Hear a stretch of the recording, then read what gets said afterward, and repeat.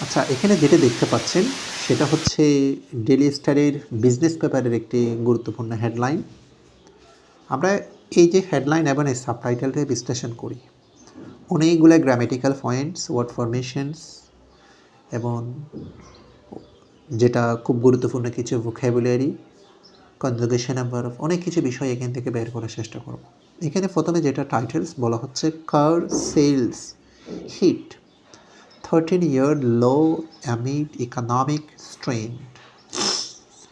এখানে যেটা বলা হচ্ছে, যা কার সেলস, কার বিক্রয় মানে গাড়ি বিক্রয়। এখানে সেলটা হচ্ছে নাউন, আর এই সেলের ভার্ব হচ্ছে যে সেল।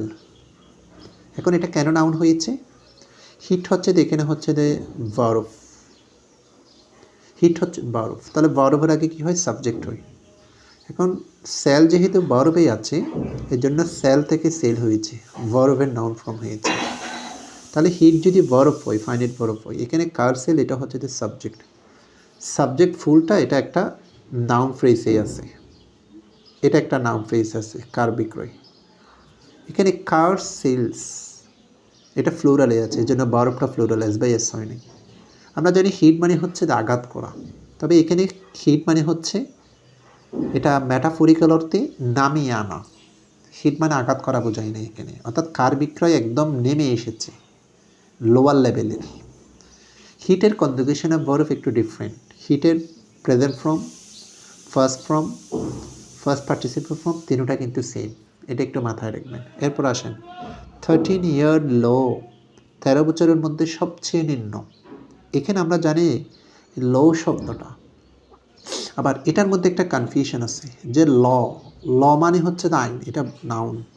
এই লোটা হচ্ছে যে যেটা নিম্নমান, যেটা অ্যাডজেক্টিভ হয়। তবে এখানে হিট, হিট এখানে কিন্তু লটা হচ্ছে যে যেটা, লটা হচ্ছে যে এখানে নাউন অর্থে ইউজ করা হয়েছে, কারণ এটা নাউন।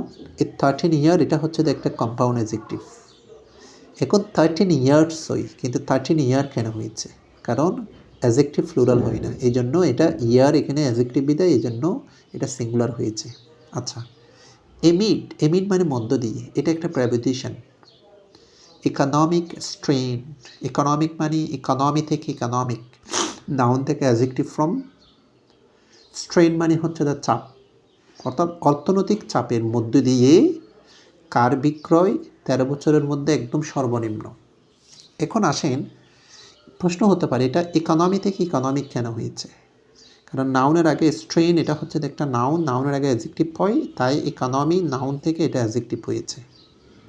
তাহলে এটা যদি প্রেপোজিশন হয়, এমিডের পরে ইকোনমিক স্ট্রেন, এটা একটা প্রেপোজিশনের পরে নাউন বা নাউন ফ্রেজ হয়। এ ফুল এটা একটা নাউন ফ্রেজ হয়। এখানে একটা মাত্র ফাইনাইট ভার্ব, একটা সাবজেক্ট, এটা একটা সিম্পল সেন্টেন্স। আচ্ছা, এখন আসি আমরা, তবে এখানে আরেকটা হিটের ক্ষেত্রে আসি। হিটের ক্ষেত্রে যখন এই হিট বোঝাই, একটা কনফিউজ আছে। হিট মানে হচ্ছে তাপমাত্রা, এটা হচ্ছে আবার নাউন হয়, এটা তাপকে বোঝাই। আচ্ছা, এখন সাব টাইটেলটা একটু দেখেন, higher prices, supply chain disruptions, rising borrowing cost, slowed market, insiders say. এখানে কি বলা হচ্ছে দেখেন, হায়ার প্রাইস কম্পারেটিভ ফ্রম, অ্যাডজেক্টিভের কম্পারেটিভ মানে হায়ার, প্রাইসেস মানে অধিকতর মূল্যর কারণে, অধিকতর মূল্য মানে মূল্য বৃদ্ধি পেয়েছে, মুদ্রাস্ফীতি অর্থাৎ। সাপ্লাই চেইন ডিসরাপশনস, ডিসরাপশন মানে যেটা বিঘ্ন। এখানে দেখেন ডিসরাপ্ট থেকে ডিসরাপশন হয়েছে, ভার্ব থেকে নাউন। শব্দের পরে যদি সন থাকে সেটা নাউনে রূপান্তর হবে। সাপ্লাই চেইন মানে যেটা সরবরাহ, ক্রয় বিক্রয়, আমদানি রপ্তানি, এই যে একটা সরবরাহ আছে সেটাকে সাপ্লাই চেইন বলা হয়, সেটার বিঘ্নতা। রাইজ ইন মানে বৃদ্ধি, বরোইন মানে ধার করা, অর্থাৎ এখানে ঋণকে বোঝানো হয়েছে। বরোইন শব্দের অর্থ ঋণ, এটা একটা যেটাকে আমরা বলি মেট্রোনমি, রূপান্তর, এটার মাধ্যমে লোনকে বোঝানো হয়েছে, সেটা সাহিত্যের ভাষায় বলা হয় মেট্রোনমি। অর্থাৎ কস্ট, ঋণের কস্ট, খরচ অনেক বেড়েছে। স্লট, এই কারণগুলা কমিয়ে দিয়েছে, ভার্বের ফার্স্ট ফর্ম, এটা ফার্স্ট ইনডিফিনিটে লিখেছে। মার্কেট মানে এটার মার্কেট, এটার বাজার একদম কমিয়ে দিয়েছে। অর্থাৎ উচ্চতর মূল্য, সাপ্লাই সাইনের বিঘ্নতা এবং ঋণের খরচ মার্কেটকে একদম যেটা 10 নামিয়ে দিয়েছে, কমিয়ে দিয়েছে। যদি অ্যাকচুয়াল বাংলা বলি 10 নামিয়ে দিয়েছে, এভাবে বলা হয়। ইনসাইডার সে, ইনসাইডার মানে যারা অন্তর্বর্তী মার্কেটের অভ্যন্তরীণে যারা আছে তাদেরকে বলা হয় ইনসাইডার, বা কোম্পানির মালিকদেরকে, তাদেরকে। সে মানে বলা। এটা ফ্লোরাল বিদায় ভার্বটা ফ্লোরাল হয়েছে। তাহলে এটা হচ্ছে যে একটা রিপোর্টিং ভার্ব, আর এটা হচ্ছে যে রিপোর্টেড স্পিচ। এটা একটা ডিরেক্ট ন্যারেশনে কিন্তু এই কথাটা বলেছে।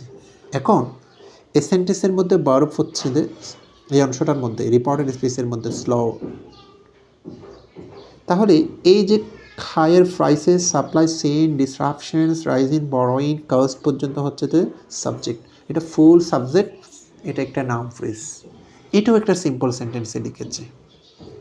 আশা করি বুঝতে পেরেছেন। এভাবে যদি সেন্টেন্সকে বিশ্লেষণ করেন নিউজ পেপারকে, আপনার গ্রামেটিক্যাল পয়েন্টের প্রত্যেকটা দাফ কিন্তু চলে আসে। এবং এভাবে যদি করা হয় তাহলে ফ্রি হ্যান্ড রাইটিং বলেন, ফোকাস রাইটিং বলেন, ফোকাস রাইটিংয়ে যে আমরা কীভাবে সেন্টেন্স বিল্ড আপ করবো, কীভাবে সেন্টেন্স মেক আপ করবে, এই বিষয়গুলো কিন্তু অটোমেটিকলি কিন্তু জানা হয়ে যায়। আচ্ছা, আরেকটা বিষয় যেটা আমি খুব দ্রুত 2-1 দিনের মধ্যে হচ্ছে যে আমার কোর্স প্ল্যানের, আমি যে কোর্সটা শুরু করতে যাচ্ছি নিউজ পেপার অ্যানালাইসিসের, সেটার ডিটেলস আমি 2-1 দিনের মধ্যে ইনশাল্লাহ প্রকাশ করতে যাচ্ছি।